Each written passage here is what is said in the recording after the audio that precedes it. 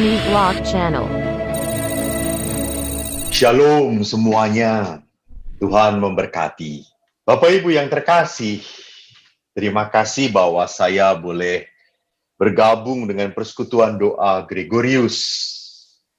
Dan pada malam hari ini kita bersama-sama hendak merenung tema yang tidak mudah bagi saya. Ini temanya. Waktu saya mau merenungkan tema ini, lalu saya mencari gambarnya. Apa ya? Berjuang dalam kekeringan. Akhirnya saya menemukan berjuang dalam kekeringan, ya matilah gitu ya. Seperti pohon itu gitu. Karena dia tidak bisa mendapatkan air, dia tidak bisa mendapatkan nutrisi, dia tidak terhubung pada apapun di tengah belantara. Dan permenungan saya dibantu waktu akhirnya ada kutipan kitab suci. Yosua, baru saya mengerti. Oh, oke, saya bisa mengerti. Mengapa temanya berjuang dalam kekeringan. Saya akan memperlihatkan terlebih dahulu kitabnya, kitab Yosua. Baru nanti saya sedikit demi sedikit mengupas siapa Yosua itu, lalu bagaimana Yosua tampil di dalam suku Israel. Saya akan bacakan kitab Yosua. Yosua ini jadi yang pertama setelah Pentateuch. Bacaannya Yosua 1 ayat 1 sampai 10. Bapak Ibu bisa juga membuka kitab suci masing-masing kalau Anda sedang memegang handphone. Tapi kalau Anda sedang di hadapan laptop, Anda bisa membaca dengan jelas. Saya bacakan. Sesudah Musa hamba Tuhan itu mati, berfirmanlah Tuhan kepada Yosua bin Nun, abdi Musa itu. Demikian, hambaku Musa telah mati. Sebab itu bersiaplah sekarang. Seberangilah sungai Yordan ini, engkau dan seluruh bangsa ini menuju negeri yang akan kuberikan kepada mereka. Kepada orang Israel itu. Setiap tempat yang akan diinjak oleh telapak kakimu, kuberikan kepada kamu. Seperti yang telah kujanjikan kepada Musa. Dari padang gurun dan gunung Libanon yang sebelah sana itu, sampai ke sungai besar, yaitu sungai Efrat, seluruh tanah orang Het, sampai ke laut besar di sebelah matahari terbenam, semuanya itu akan menjadi daerahmu. Seorang pun tidak akan dapat bertahan menghadapi engkau seumur hidupmu. Seperti aku menyertai Musa, demikianlah aku akan menyertai engkau. Aku tidak akan membiarkan engkau dan tidak akan meninggalkan engkau. Kuatkan dan teguhkanlah hatimu. Sebab engkaulah yang akan memimpin bangsa ini memiliki negeri yang kujanjikan dengan bersumpah kepada nenek moyang mereka untuk diberikan kepada mereka. Hanya kuatkan dan teguhkanlah hatimu. Dengan sungguh-sungguh bertindaklah hati-hati sesuai dengan seluruh hukum yang telah diperintahkan kepadamu oleh hambaku Musa. Janganlah menyimpang ke kanan atau ke kiri, supaya engkau beruntung kemanapun engkau pergi. Janganlah engkau lupa memperkatakan kitab Taurat Antoni Vlog ini, Channel. tetapi renungkanlah siang dan malam, supaya engkau bertindak hati-hati, sesuai dengan segala yang tertulis di dalamnya.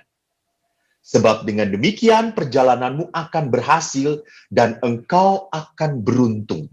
Bukankah telah kuperintahkan kepadamu, kuatkan dan teguhkan hatimu. Jangan kecut dan tawar hati. Sebab Tuhan Allahmu menyertai engkau kemanapun engkau pergi. Demikianlah sabda Tuhan. Syukur kepada Allah. Saudara-saudaraku yang terkasih, kita lihat siapa Yosua itu. Jadi kalau lihat Yosua itu rupanya punya kedudukan cukup penting di dalam suku Israel. Dia adalah seorang panglima perang. Jadi Yosua itu adalah tangan kanannya Musa untuk berperang, karena tangan kanan yang lain adalah Harun yang juga bersama Musa sebagai juru bicaranya. Tapi Yosua ini punya kedudukan yang khas. Kenapa? Karena Allah sendiri memilih bahwa dia yang akan membawa umat Israel masuk ke tanah terjanji. Kalau Musa sampai ke dekat tanah terjanji, Musa sendiri tidak pernah masuk ke tanah terjanji. Nah, Yosua adalah pribadi yang sungguh tahu bagaimana perbudakan di Mesir. Jadi memang Yosua ini lahir mungkin seusia dengan Musa atau di bawah Musa. Jadi dia itu hidup di tanah Mesir sebagai budak. Orang Israel sebagai budak Mesir. Lalu bagaimana dia melihat kuasa Allah selama 40 tahun begitu menjaga orang Israel sampai ke depan tanah terjanji.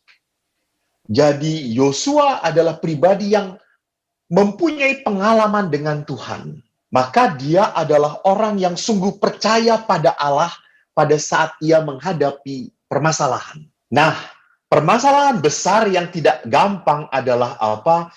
Adalah ia harus menaklukkan kota Yeriko yang amat sangat terkenal bentengnya. Jadi Yeriko sudah dikenal adalah kota yang paling sulit untuk diduduki, untuk dilawan. Karena kotanya sangat ketat sekali, bentengnya. Namun, Yosua mendengarkan Allah. Jadi kalau saudara-saudara melihat di dalam kitab Yosua bab 1 tadi, kita melihat sebanyak 3 kali. 3 kali Allah berkata, kuatkan dan teguhkan hatimu. Di ayat 6, kuatkan dan teguhkan hatimu. Di ayat 7, hanya kuatkan, teguhkanlah hatimu. Di ayat 9, kuatkan dan teguhkan hatimu. Kenapa menguatkan dan teguhkan hatimu? Tuhan Allah menyertai engkau kemanapun engkau pergi. Jadi inilah orang beriman. Orang beriman selalu mendengarkan suara Allah. Jadi orang beriman, dia betul-betul mendengarkan suara Allah karena suara itu memberikan kekuatan. Dan ia mempercayai suara Allah karena apa? Karena pengalaman 40 tahun. Dari Mesir sampai ke tanah terjanji, Allah benar-benar beserta mereka. Immanuel. Maka memperkenalkan dirinya sebagai Allah Immanuel, menyertai mereka. Jadi Yosua berhadapan dengan Tuhan, bukan hanya berhadapan dengan Tuhan yang kosong, bukan hanya berhadapan dengan Tuhan yang jauh, bukan. Yosua berhadapan dengan Allah Yahweh yang dekat, yang dia alami, yang sungguh menjadi kekuatan bagi dia. Jadi ini yang pertama kita bisa belajar dari Yosua, dengarkan Tuhan. Nah, yang kedua yang menarik bagi saya adalah di ayat berikutnya, di dalam perikop yang sama. Jadi perikop bab 1 ini terdiri dari ayat 1 sampai dengan ayat 18. Dan rupanya mendekati ayat akhir, ayat 18, ini penutup bab 1, bagus sekali. Lalu Yosua itu kan mengumumkan kepada orang-orang Israel, bahwa kamu harus taat kepada aku, karena Musa sudah tidak ada. Maka sekarang aku yang menggantikan Musa. Lalu bagaimana tanggapan orang-orang Israel? Mereka menjawab Yosua dengan berkata, segala yang kau perintahkan kepada kami, akan kami lakukan. Dan kemanapun kami akan kau suruh, kami akan pergi. Sama seperti kami mendengarkan perintah Musa. Demikianlah kami akan mendengarkan perintahmu. Hanya Tuhan Allahmu kiranya menyertai engkau seperti ia menyertai Musa. Setiap orang yang menentang perintahmu dan tidak mendengarkan perkataanmu, apapun yang kau perintahkan kepadanya, dia akan dihukum mati. Hanya kuatkan dan teguhkanlah hatimu. Lihat, muncul kembali di 18 ayat kata kuatkan dan teguhkan hatimu muncul kembali di bagian akhir dari perikop ini. Dan sekarang yang mengatakan bukan Allah. Siapa yang mengatakan? Orang-orang Israel itu. Jadi ini hal kedua yang harus kita pahami di dalam hidup beriman.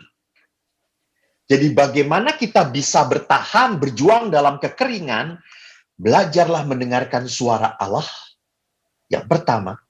Dan yang kedua, dengarkanlah orang-orang yang sungguh mengasihi engkau. Jadi kita itu harus menjadi orang-orang yang bijak. Orang-orang yang bijak itu artinya apa? Jangan semua didengarkan. Jangan semua dibaca. Nah, kan sekarang orang sedang musimnya IG, Facebook, Twitter, apalagi WhatsApp lah dan seterusnya gitu ya. Dan karena orang banyak work from home, banyak di rumah, akhirnya waktu untuk membuka Anthony IG, Vlog Channel. waktu untuk membuka Facebook, waktu untuk membuka Twitter dan menjawab itu semakin banyak. Dan yang menyedihkan apa? Semua didengerin gitu ya. Bahkan komen-komen yang menyakiti hati juga didengarkan lalu bereaksi. Kita marah, kita jengkel, kita kecewa gitu. Lihat, kita harus mengerti bahwa tidak semua orang bisa menjadi sahabat baik kita. Semua orang bisa menjadi teman, betul. Semua orang bisa jadi teman. Tetapi tidak semua orang bisa menjadi sahabat baik kita. Jadi kita harus punya komunitas yang sungguh mengasihi kita. Komunitas yang apa? Yang mendukung kita. Bukan menjatuhkan kita. Gitu ya. Bukan hanya bisanya mengkritik, menjelek-jelekan. Ya. Jadi saya belajar di dalam komunitas pastoran saya. Sewaktu saya tinggal di rumah retret, kalau ada frater yang belajar membimbing retret, saya selalu pertama-tama mencoba untuk melihat hal yang baik dalam diri dia. Kenapa? Karena saya ingin membangun dia.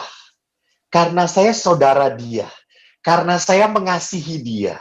Jadi kalau orang mengasihi itu, kata-kata menyakitkan itu harus dikontrol.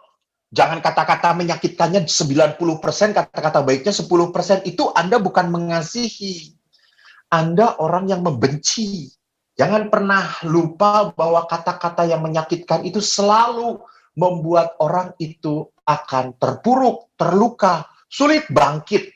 Maka waktu frater, walaupun ada yang komentar, wah pastor kurang menarik, wah pastor bicaranya kemana-mana, nggak terfokus, nggak jelas, bicaranya terlalu teologi, terlalu mengawang.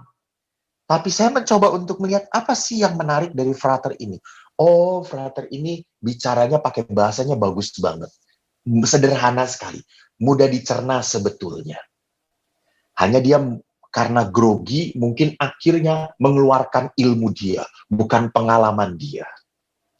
Jadi saya mencoba untuk menaburkan yang baik dahulu. Kenapa? Karena saya hidup di dalam komunitas dengan mereka.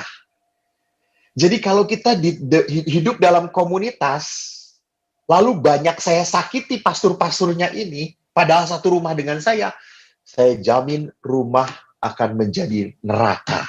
Neraka.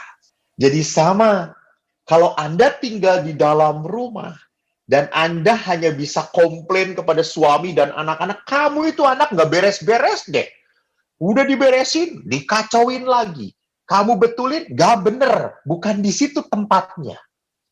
Akhirnya, kalau kita pandai mengkritik, membuat tidak nyaman pasangan dan anak-anak kita, rumah kita menjadi kandang babi.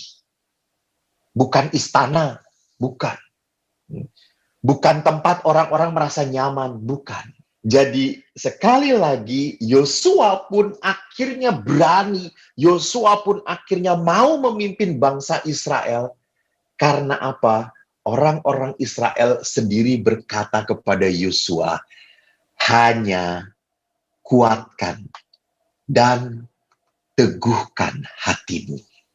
Lihat, kata-kata saudara yang mengasihi. Bukan kata-kata yang mendepak, bukan kata-kata yang membuat kita terpojok, terjatuhkan. Itu dua hal. Nah, sekarang kalau kita kembali kepada tema, lalu bagaimana kita bisa berjuang dalam kekeringan? Apa sih yang sebetulnya membuat kita kering? Apa sih yang membuat kita sebetulnya kehabisan energi untuk berharap? Kehabisan energi untuk berjuang.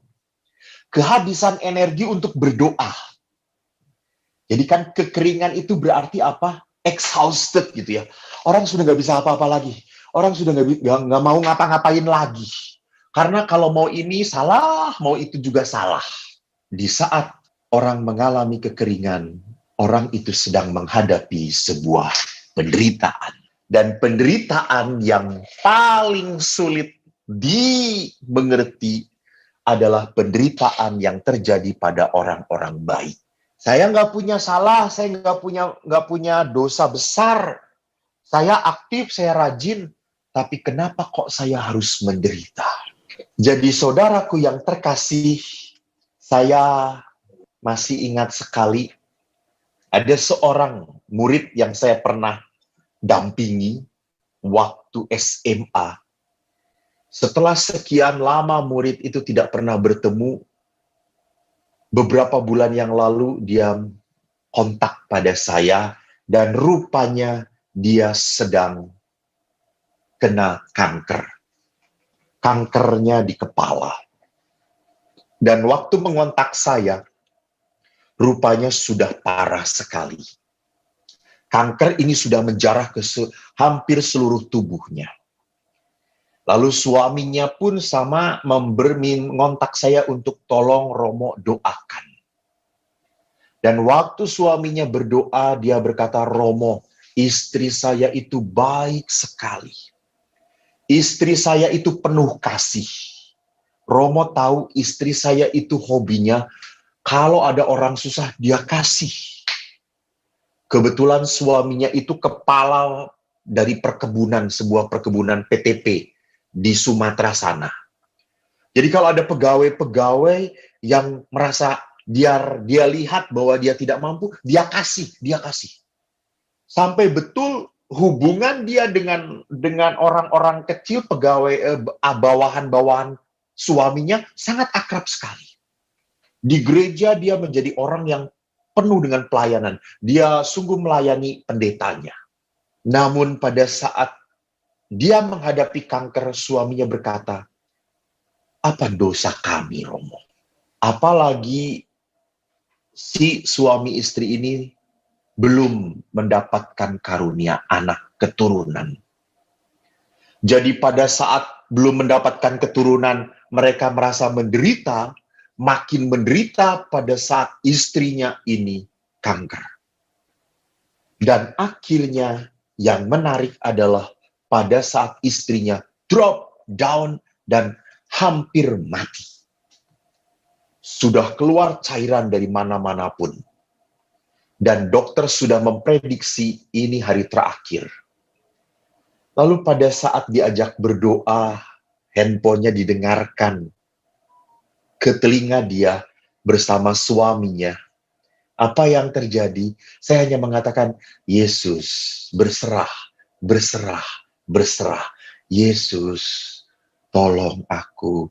Yesus, kuatkan aku. Dia walaupun dalam kelemahan, walaupun dalam sakit, suaminya melihat dia mencoba, istrinya itu mencoba untuk mengucapkan kata Yesus. Walaupun susah sekali. Dan suaminya melihat dia mengucapkan berulang-ulang. Dan apa yang terjadi? Mujizat betul terjadi.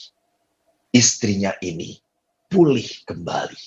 Lihat, dari prediksi hari itu adalah hari terakhir. Dipulihkan oleh apa?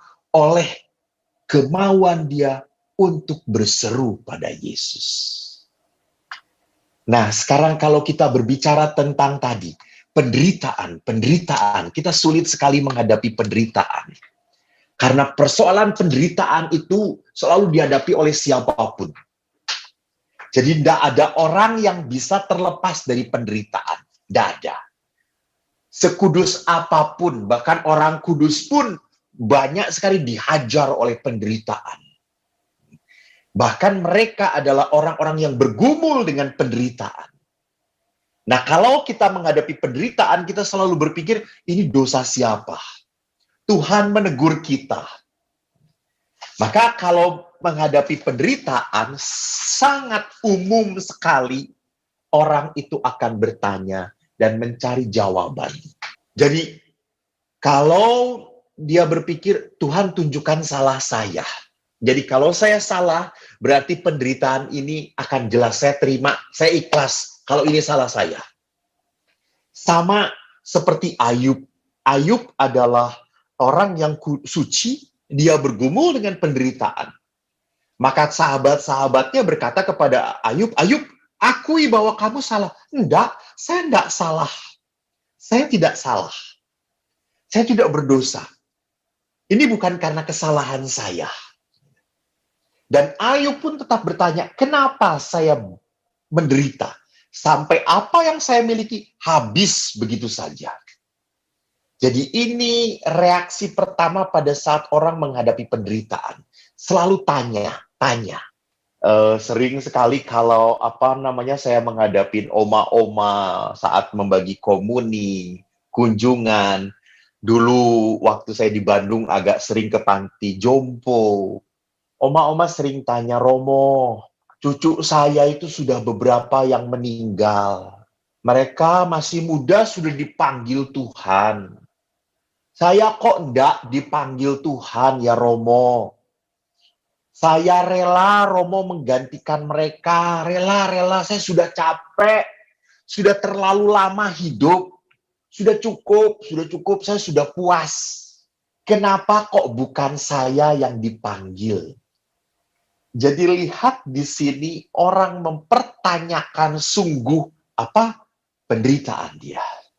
Kenapa kok saya dibuat panjang hidup padahal sudah tua, sedangkan cucu saya masih muda kok begitu cepat hidupnya. Sekolah belum selesai, belum berkeluarga, apalagi belum punya keturunan. Kok sudah meninggal? Jadi orang itu selalu penasaran. Mereka selalu ingin tahu Tuhan itu punya rencana apa. Apa sih maunya Tuhan? Sama dengan pandemi ini juga pertanyaannya sama. Apa sih maunya Tuhan dengan pandemi ini? Sudah selesai toh ya. Sudah cukup banyak orang yang mati. Sudah cukup banyak orang yang menderita. Sudah cukup banyak ekonomi terpuruk. Sudah cukup Tuhan. Sudah selesai. Apa maunya Tuhan dengan pandemi ini? Lihat. Manusia cenderung untuk meminta penjelasan dari Tuhan. Pertanyaannya, kalau kita sudah mendapatkan penjelasan, apakah penjelasan itu selalu memuaskan manusia? Tidak pernah, saudara-saudara. Tidak pernah. Jadi, penderitaan itu bukan untuk ditanyakan kenapa. Yang kedua, kita pun paling mudah Paling mudah menimpakan tanggung jawab pada orang lain. Jadi kita itu paling mudah berpikir bahwa saya ini korban. Bukan karena saya penderitaan ini, tapi saya itu korban. Karena pasangan saya. Contoh, banyak sekali pasangan suami istri yang mengatakan, Romo, hidup keluarga saya hancur. Romo tahu hancurnya kenapa? Karena suami saya punya istri simpanan. Lihat. Jadi kehancuran ini menyalahkan tindakan suaminya. Jadi dia itu hanya korban. Dia tidak pernah berpikir, dia tidak pernah merenung, kenapa sampai suaminya lari dari engkau. Jadi dia kan harus merenung juga. Kan kita juga harus berefleksi, kita pun harus bercermin. Kenapa sampai suami saya kok butuh perempuan lain? Berarti saya kurang memberikan yang terbaik bagi pasangan saya. Itu lihat. Jadi kita mudah sekali menjadikan diri kita sebagai korban. Contoh hal lain. Ada seorang anak senang sekali makan. Sampai gendut sekali. Lalu saya tuh ngomong, Nak, kamu itu makan, jangan keterlaluan. Kamu masih muda, mbok olahraga, makannya dibatasi. Jangan rakus begitu semua dimakan. Sampai akhirnya kalau kita makan itu kan ukurannya kenyang. Kalau dia makan itu ukurannya apa? Capek. Jadi dia kalau baru berhenti kalau sudah capek makannya. Gitu. Kalau kan kita kenyang-kenyang, dia tuh kalau udah capek baru berhenti. Lalu saya mengatakan, sudah jangan terlalu gendut. Apa yang jawaban anak itu? Romo, lihat aja papa saya juga kan gendut, papa saya juga makannya banyak. Ini kan keturunannya. Gimana aslinya aja? Saya kan hanya ngikutin aja, saya kan keturunannya. Lihat, saya kan keturunannya. Kalau dulunya kayak gitu ya pasti saya kan kayak gini. Lihat-lihat. Jadi kita terlalu mudah untuk memperlihatkan bahwa kita itu hanya nerima nasib. Ini nerima nasib. Roma, saya itu lahir dari keluarga yang berantakan, yang broken home. Maka tidak aneh kalau keluarga saya pun akhirnya berantakan, broken home. Dari dulunya udah kayak gitu kok. Ini sering orang mengatakan, ini sudah akar keluarga kita. Sudah akar keluarga, kepahitan keluarga kita, Romo. Itu lihat, nasib ini. Jadi penderitaan itu tidak dilihat sebagai tanggung jawab saya menderita ini karena salahnya saya, bukan. Tetapi dilihat sebagai apa? Dilihat sebagai nasib yang harus saya terima. Maka kalau demikian, kita punya sikap dua seperti ini, akhirnya apa? Kita menghadapi penderitaan selalu cenderung ingin cepat dibebaskan dari penderitaan. Jadi penderitaan ini tidak pernah mendidik saya. Penderitaan ini tidak pernah membuat saya berkembang. Jadi penderitaan ini tidak pernah membuat saya mengerti makna dari penderitaan. Karena dalam penderitaan permohonan saya cuma satu, Tuhan secepatnya hentikan sakit ini. Buatlah pergi orang-orang yang membuat saya susah, yang membuat saya jengkel ini, semoga cepat pergi dari hidup saya. Jadi kalau kita berpikir bahwa orang-orang yang membuat menderita ini pergi dari hidup saya, sakit ini pergi dari hidup saya, berarti saya baru bisa bahagia. Baru saya bisa hidup dengan sukacita. Jadi lihat di sini, ini bukan pengikut Kristus. Ini bukan yang dihendaki oleh Kristus. Jangan pernah lupa, Kristus berkata kepada kita, kalau engkau hendak mengikuti aku, apa yang dia katakan? Pikulah salib. Pikulah salib.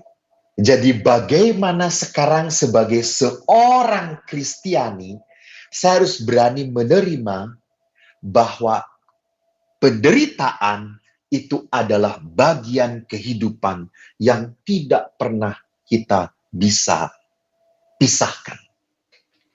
Maka sekarang kalau kita bicara bagaimana Romo kita bisa menghadapi penderitaan, supaya apa? Supaya tadi kita bisa bertahan dalam kekeringan. Gitu. Kan penderitaan itu membuat kita kekeringan batin. Penderitaan itu membuat kita kehilangan harapan. Penderitaan itu membuat kita putus asa. Penderitaan itu membuat kita jengkel. Nah, sekarang bagaimana kita menghadapi penderitaan supaya tumbuh lagi kesegaran, tumbuh lagi harapan, tumbuh lagi semangat kehidupan. Bapak, Ibu, saya boleh cerita sedikit bahwa saya bersyukur perjalanan imamat saya cukup baik, cukup lancar. Saya sejak kecil ingin menjadi seorang imam, lalu sejak kecil karena ayah mendukung saya, lalu saya masuk Mesdinar, saya masuk Legio, saya masuk kur, paduan suara, semua aktivitas saya ikuti. Waktu itu belum ada Antioquia. Lalu sejak SMP saya sudah lulus SMP saya sudah mendaftar di seminari menengah. Saya masuk. Begitu mulus perjalanan saya. Saya ditahbiskan tahun 1996, lalu sebelum ditahbiskan saya sudah di rumah retret. Memang tidak terlalu lama, cuma 25 tahun. Saya sangat menikmati di rumah retret. 25 tahun. Pernah saya minta pindah, pernah sekali. Lalu ditolak. Kecewa, memang awalnya kecewa, tetapi lama-lama saya coba nikmati. Lalu setelah 25 tahun setelah enjoy, saya begitu enjoy memberi retret, saya diminta untuk pendidikan lanjut di Filipina. Saya sudah membayangkan, aduh Filipina, bahasa apa? Inggris atau Tagalog? Teman saya berkata, dua-duanya. Tapi kalau kamu kuliah pakai bahasa Inggris, kamu kalau ketemu orang, mimpin bisa harus pakai Tagalog. Waduh, kata saya. Susah. Saya paling bodoh belajar bahasa. Bahasa Indonesia aja belepotan, apalagi suruh bahasa orang lain gitu ya. Bahasa Indonesia juga belum pernah dapat angka besar. Bahasa Indonesia juga 7, 7, 7 gitu ya. Belum pernah gede. Padahal itu bahasa sejak kecil saya belajar. Lalu akhirnya saya kuliah di Filipina. Saya berpikir luar negeri itu, wah hebat. Karena kan saya bayangannya luar negeri itu seperti Roma, seperti Amerika. Waktu ke Filipina, datang ke Filipina, nggak jauh dengan Jakarta, saudara-saudara. Panas. Banyak orang-orang kacau balau, jeepney, banyak tukang dagang keliling. Ya kata saya teh, ini sih bukan di luar negeri, ini sih di negara kita juga sama, banyak kayak gini sih. Lalu akhirnya saya mencoba untuk kuliah. Saya struggle belajar bahasa Inggris. Saya kursus dulu selama 3 bulan bahasa Inggris. Bahasa Inggris saya setelah kursus 3 bulan, majunya paling-paling cuma 20% atau 30%. Saya bodoh, susah sekali. Jadi mungkin otak saya karena di kaki gitu ya, karena di dengkul, maka lambat sekali masuknya gitu. Saya itu lambat masuk dan cepat lupa. Kan kalau orang-orang udah lambat masuk, cepat sekali bertahan gitu. Saya tuh udah lambat masuknya, cepat lupanya gitu. Jadi aduh, sekolah itu jujur menderita bagi saya. Saya tidak pernah punya mimpi untuk sekolah lagi. Saya tidak pernah mau. Tapi saya harus sekolah, ya sudah saya taat. Karena saya taat dan saya sebetulnya tidak suka, saya menderita sekolah. Udah dosennya pakai bahasa Inggris, saya udah merekam, saya tulis. Asli, setelah kuliah 1 bulan, saya nggak ngerti apa-apa. Saya ulangi lagi di kelas, ngomong naon, ngomong apa, ini dosen ini. Gitu ya. Apalagi kalau dosennya native speaker dari Amerika. Waduh, bahasa Inggrisnya jagoan pisan. Dan saya tidak mengerti apa-apa, semakin tidak mengerti. Sampai Anda tahu udah 1 bulan saya nggak ngerti, 1 bulan belum punya teman saya cuma pastor juga dari Bandung. Dia juga sudah kuliah, sedang sibuk kuliah. Kita jadi jarang ketemu pas doa, makan, setelah itu kita kuliah. Jadi itu bulan pertama, kedua, ketiga, saya setiap malam, apa yang saya lakukan? Saya tidur di lapangan, karena lapangan sekolah saya itu besar, dan sekolah dengan rumah saya tidak terlalu jauh. Saya lari di lapangan, saya tidur di lapangan, sendirian. Lalu saya melihat ke atas. Setiap ada pesawat terbang lewat, saya ngomong, "Boy, take me home please. Take me home please. I won't go to Indonesia. Saya nggak betah di sini." Betul. Saya sangat tidak betah sekali. Lalu saya akhirnya berdoa, "Tuhan, tolong. Memang saya sekolah di sini tuh supaya membuat pelayanan saya makin baik. Tuhan, tolong. Saya tidak kuat." Akhirnya saya kuat-kuatkan. 1 tahun berlalu dan apa yang terjadi? Lumayan. Saya boleh lulus. 1 tahun. Jadi naik. Lalu tahun kedua makin sulit pelajarannya. Saya jalani. Baru di tahun kedua setengah tahun, tiba-tiba pimpinan saya telepon saya. Dia tanya, "Kok Rupanya rumah retret itu membutuhkan pembimbing retret karena pembimbing retretnya tidak ada dipanggil. Apakah saya boleh, maaf ya, kamu berhenti sekolah, kamu kembali ke rumah retret. Maaf ya kok. Anda tahu apa yang saya teriakan? Nggak perlu maaf, saya langsung berangkat pulang deh. Saya berteriak, tidak perlu maaf, saya pulang besok juga. Ini berkat dari Tuhan. Jadi apa yang saya mau katakan? Jadi lihat saudara-saudara, di dalam menghadapi penderitaan, apa yang harus kita lakukan? Kita harus menghadapi penderitaan supaya tidak kekeringan. Kita menghadapi dengan iman kita. Kalau kita kembali kepada surat kepada orang di Ibrani bab 11 ayat 1 dikatakan iman adalah dasar dari segala sesuatu yang kita harapkan dan bukti dari segala sesuatu yang tidak kita lihat. Jadi lihat, iman itu dasar dari pengharapan. Jadi kalau orang tidak punya iman, maka tidak ada yang bisa diharapkan. Jadi kalau orang itu tidak punya kepercayaan, hidup hanya gini-gini saja, maka dia tidak bisa berharap. Tapi kalau dia punya iman, dia punya kepercayaan, maka dia hidup ke depannya akan ada harapan. Jadi iman itu dasar dari kita bisa meloncat. Gitu ya. Jadi Anda bayangkan kalau kita berdiri di atas balon gitu ya, balon yang besar, kita tidak akan mungkin bisa meloncat. Karena apa? Karena gerak terus, nggak bisa diem. Maka Yesus pernah berkata, kalau rumahmu didirikan di atas pasir, akan mudah hancur. Tapi rumahmu harus didirikan di atas batu padas. Nah, jadi dasar iman itu harus kokoh, kuat. Maka kalau kita berkata dasar iman itu apa? Dasar iman adalah satu, kepercayaan kepada pribadi Allah. Jadi kita harus punya kepercayaan kepada pribadi Allah. Seperti apa? Lalu kalau Anda tanya pribadi Allah semacam apa Romo yang harus saya percayai? Baca kitab suci. Di sini dituliskan pribadi Allah itu seperti apa. Di dalam kitab suci, di dalam Mazmur 23 dikatakan, akulah gembala yang baik. Gembala yang baik membawa domba-dombanya ke padang rumput yang hijau dan ke air yang tenang. Ini. Jadi saya mau mempercayai pribadi Allah sebagai gembala yang baik. Tidak hanya gembala yang baik, pribadi Allah pun digambarkan di Perjanjian Lama sebagai gunung batu tempat perlindungan. Allah itu adalah perisai bagi hidup. Bahkan Yesus memperlihatkan pribadi Allah seperti apa?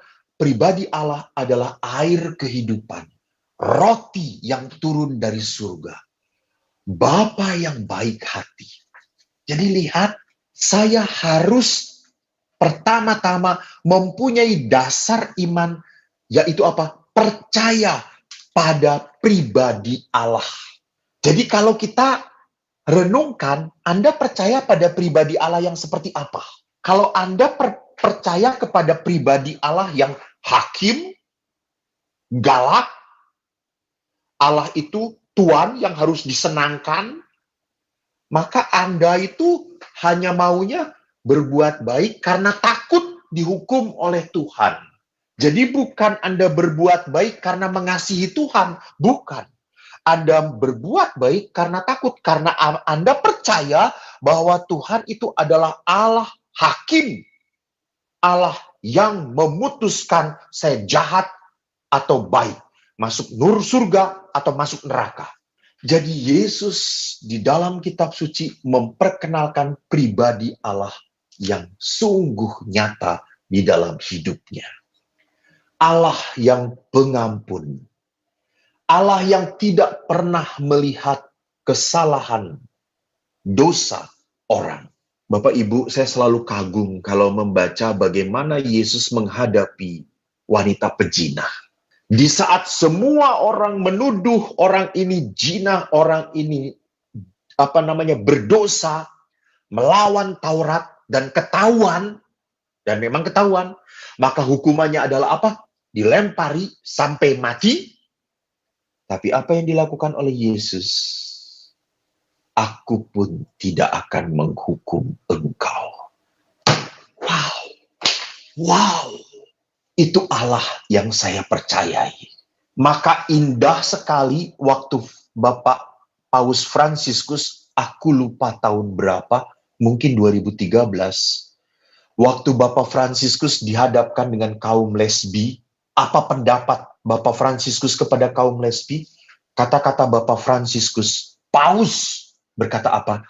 Siapakah aku ini? Sampai aku harus menghakimi saudara-saudaraku. Lihat, Bapak Paus pun menunjukkan siapa karakter pribadi Allah itu. Jadi inilah dasar iman kita. Jadi sebelum kita bisa menghadapi masalah, ketakutan, sebelum kita bisa menghadapi semua hal yang menyakitkan, kita harus punya dasar iman yang kuat. Yaitu apa? Kita harus mempercayai pribadi Allah yang seperti digambarkan oleh Yesus. Dia roti yang turun dari surga, yang dipecah-pecah, dibagikan. Dia rela memberikan anaknya yang terkasih untuk menebus kita. Itu pribadi Allah yang harus kita percayai. Dan bagaimana supaya kita punya kekuatan mempercayai pribadi Allah seperti itu? Ya tidak bisa tidak, kita harus intim dengan firman Allah. Intim dengan doa. Jadi firman Allah ini harus menjadi kekuatan. Firman Allah itu harus menjadi merasuki tubuh saya. Jadi bukan hanya saya baca Mazmur 23, tapi Mazmur 23 itu harus kita renungkan. Harus saya rasakan. Jadi seringkali orang membaca firman kan hanya selewat gitu ya. Jadi saya selalu ngomong, kitab suci itu bukan informasi, bukan. Kitab suci itu formasi, membentuk iman kita. Jadi kita mempunyai dasar yang kuat kalau sungguh bisa mengalami, merasakan perjumpaan dengan Allah melalui firman Allah, melalui doa-doa. Itu dasar. Jadi kita semakin intim dengan karakter Tuhan. Karakter Allah yang Maha Kasih, karakter Allah yang pengampun, karakter Allah yang peduli pada saya. Karakter Allah yang tidak membiarkan saya menderita. Itu karakter-karakter Tuhan. Jadi itu dasar iman kita. Baru ini awal dari iman, lalu akhir dari iman apa? Akhir dari iman adalah apa? Kita selalu percaya bahwa Allah adalah Allah yang setia. Allah yang selalu menepati janjinya. Kita punya Allah bukan Allah yang omong kosong. Kita punya Allah bukan Allah yang cuma berfirman saja. Nah, firman-Nya itu adalah ya dan amin. Kebenaran di dalam firman Allah. Jadi kalau Allah sudah berjanji, kalau Allah sudah berfirman, kita tahu Allah yang kita pegang adalah Allah yang setia. Jadi saudaraku, iman kita memang adalah iman yang subjektif. Bagaimana penghayatan iman? Macam-macam. Orang berkembang imannya pun tidak semua sama. Yang ada di persekutuan doa ini pun, walaupun rajinnya sama, misalnya, rajinnya sama, ikut nyanyinya sampai teriak-teriak, tepuk tangan, jungkir balik, sama, tetapi perkembangan imannya belum tentu sama. Belum tentu sama. Jadi perkembangan iman itu adalah apa? Pengalaman pribadi. Pengalaman pribadi. Maka kalau ini pengalaman pribadi, kita sendiri yang bisa tahu. Sejauh mana saya bisa begitu hangat dengan Allah. Sejauh mana saya bisa begitu punya hubungan yang mendalam dengan Tuhan. Antony Vlog Channel. Sejauh mana Antony saya Vlog menjadi Channel. pribadi yang penuh harapan, penuh antusiasme, penuh sukacita. Selalu membawa energi positif, energi kebaikan di mana saya ada. Ini menunjukkan iman kita.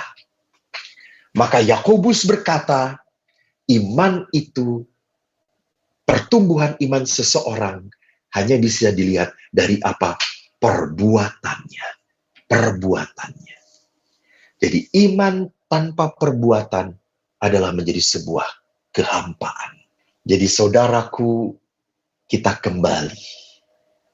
Bagaimana kita bertahan di dalam kekeringan? Kita tidak akan pernah kering. Kita tidak akan pernah menjadi pribadi yang terpuruk di kala menghadapi penderitaan seberat apapun kalau kita berpegang pada dasar iman yang benar. Dan dasar iman yang benar itu terjadi karena pengalaman saya mengalami bagaimana karakter Allah yang sungguh peduli pada saya. Ingat Yosua.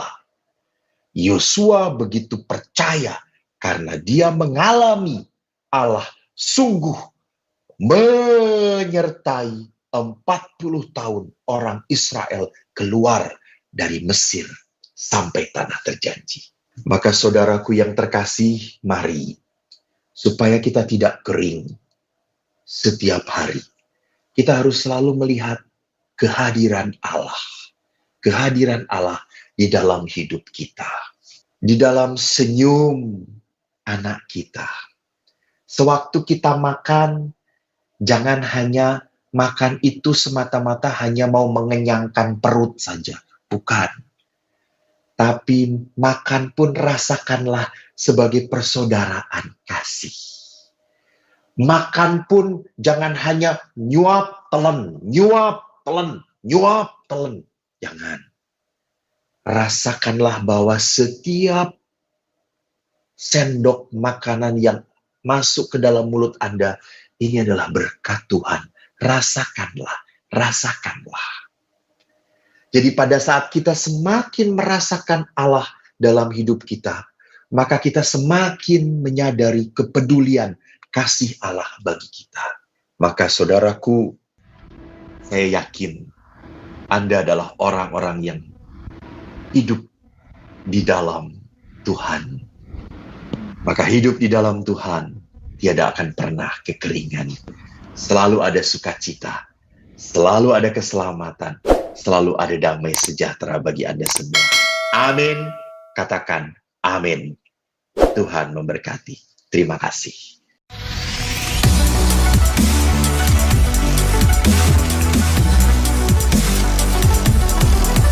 Antony Vlog Channel.